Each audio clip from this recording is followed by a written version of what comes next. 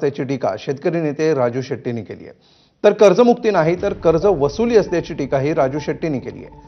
30 जुलैपर्यंत कर्जमाफी झाली नाही तर रस्त्यावर उतरण्याचा इशारा राजू शेट्टींनी दिला।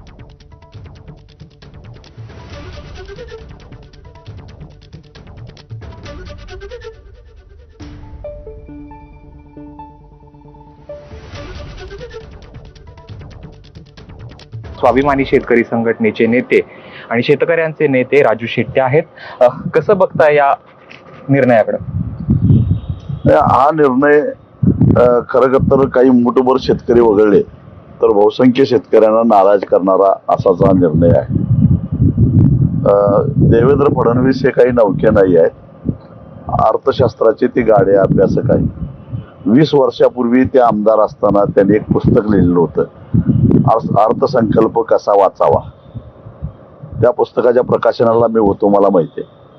म्हणजे अर्थशास्त्र कसं समजावून घ्यावं, अर्थसंकल्प कसा वाचावा हे पुस्तक लिहिणारा माणूस 2024च्या विधानसभेच्या निवडणुकीमध्ये महाराष्ट्रातल्या शेतकऱ्यांना आश्वासन देतो, खात्री देतो की पुन्हा एकदा आम्हाला सत्ता द्या, आम्ही तुमचा 7/12 कोरा करू। 7/12 कोरा करू याचा अर्थ काय?